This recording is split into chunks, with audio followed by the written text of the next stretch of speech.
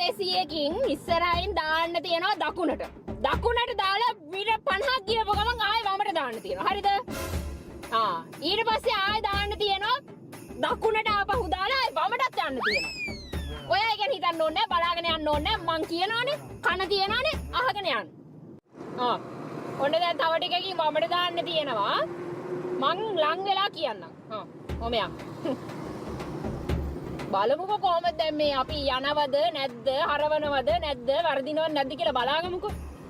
මෙච්චර දවසක් කිව්වේ දැන් මට කියන්න බෑ මැප් කියවන්න බෑ මම හරියට කියන්නේ මම කලින් කියනවා මම පරක්කු වෙලා කියනවා වන් වේ වල දාන්න කියනවා ඕවනේ කීයක් දේවල් නම් කරන්න තියනවනේ දෙයනේ මේ ගෑණියෙක් කුරාම ගෙදරක වාහනේ ගියක් කොතනද ගිහලා නවත්තන්නේ එතන ගිහලා මොනවද කරන්නේ උයන්නේ කොයි වෙලාවටද ගෙදර ඇවිල්ලා ළමයිට කන්න දෙන්නේ කොයිලා කීයක් ගෑනු හිතන්න ඕනද ඒව හිතන්නේ මේ ගෑණිට පොඩ්ඩක් වැරදුනා මැප් එක කියනකොට මේ දකුණට දැම්මේ නෑ වමට දැම්මේ නෑ ඒක තමයි කියන්නේ ඉස්සරහා වටලවුමක් තියෙන්නේ ඔතනින් කපලා ගන්න ඕනේ ආයේ හෙට මෙහෙට කපන්න බෑ කෙලින් යන්න ඕනේ ඊට පස්සේ හරිද හරවන්න ඔතනින් දානවා ඔය මෙහෙට වටලවුම පේන්නේ නැද්ද මම මෙච්චර කියනවා මෙච්චර පේන්න දිනවා වටරවුමක් කියලා ඔතනින් අන්න හරි අන්න හරවලා ගන්න අන්න හරි ඔන්න ඔහොම මේ යන්න ඕනේ දැන් ළඟයි ලොකේෂන් එකට හරිද තව මීටර් 200කින් තමයි ලොකේෂන් එක තියෙන්නේ ඔහොම කෙලින්ම යන්න හිමීට යන්න ළඟයි ලොකේෂන් එක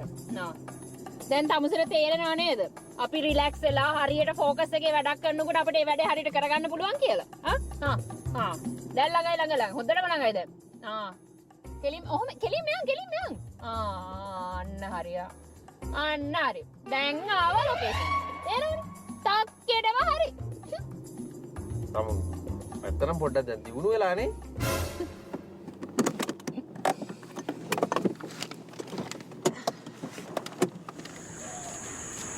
මේ බර්ත්ඩේ පාටියක් තියෙන පාටක්වත් පේන්නේ නැහනේ. කිසිම සද්දයක්වත් නැහනේ. තමුසේ මගේ දිහා බලන්න කියන්නේ.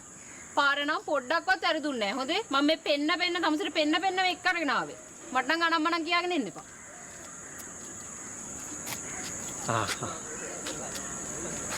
මල්ලි. මල්ලි. මේ හරිය තියෙනවද මංජුස් පැලස් කියලා හොටෙල් එකක්? මම තමයි මංජු. එහෙමද? ඔව්.